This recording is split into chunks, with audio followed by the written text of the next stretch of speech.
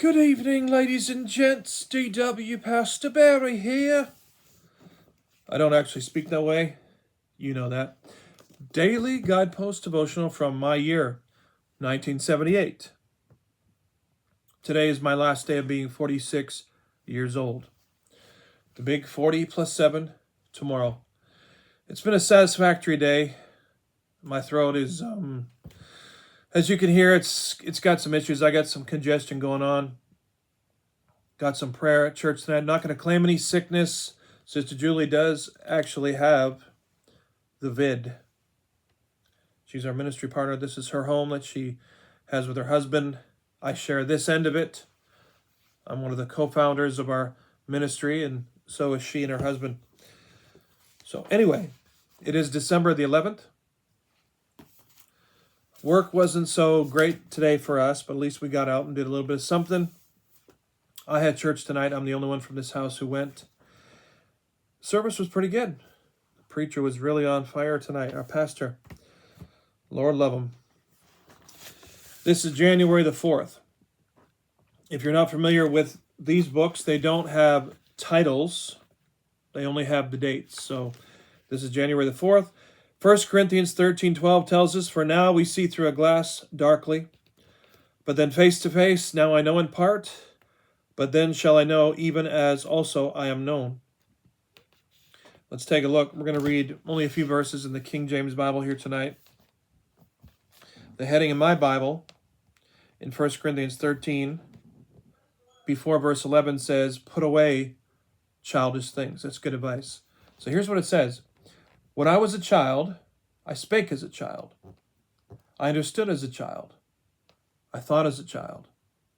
But when I became a man, I put away childish things.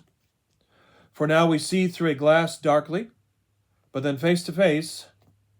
Now I know in part, but then shall I know even as also I am known.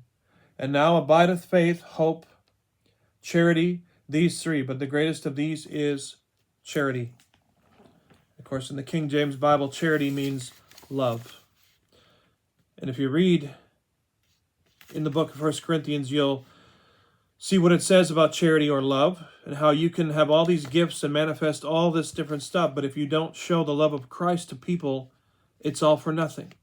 There has to be love, and we are so, in 2025, we are so void of love compared to the way we used to be. That needs to change, folks. We need to be sharing the love of Jesus. It needs to flow freely out of our spirits. If you have missed the love of Christ in a situation, you've missed it all. Sorry to tell you. Here's what our author says in this one tonight. "Once a young couple lost their only child, a beautiful 3-year-old daughter, as the result of a freak accident. Unable to justify this tragedy with their concept of a loving God, they went to their minister for help. Why? They asked. It was God's will, the minister told them. The couple couldn't accept that answer and sought out the assistant pastor. He quoted yards of scripture trying to give them comfort, but his many words fell on deaf ears, as it probably would for many people in the faith, right? In this circumstance. Finally, they turned to a frail old woman in the church.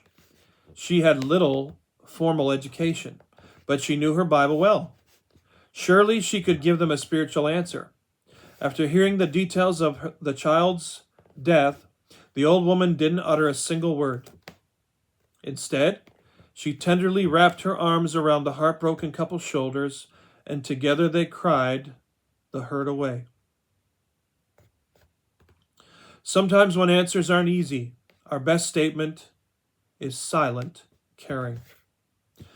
And this is like a prayer here. It says, "School us in comforting the afflicted, Lord, so that we can minister your healing." We often work at Walmart, as some of you know. 2 of the ladies who work there in the mornings, very sweet ladies. One's an African-American woman and one is Caucasian.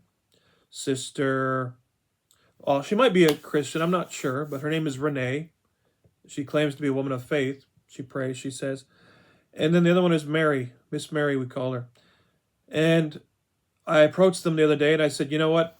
We're church people, meaning Sister Julie and myself. I said, we're used to giving hugs. So please have a hug. And I put my arm around Miss Mary, the black lady, and she was like, oh, kind of shocked, but she liked it. And then Renee, the other lady, gave her a hug. And I said, you know, a hug can change a person's entire day. And she said, you know, that's true.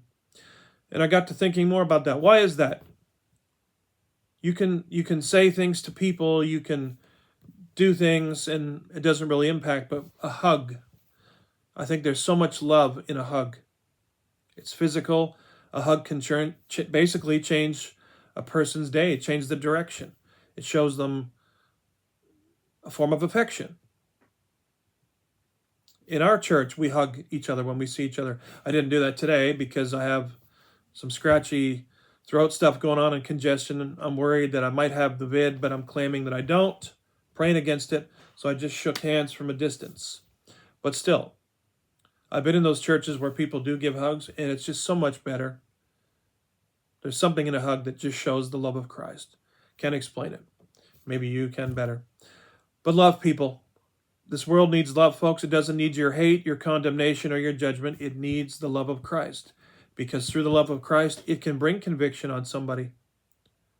So we don't need to condemn people. We just need to love them. Show them the love of Christ no matter what. And love can win over so many people. I've seen it.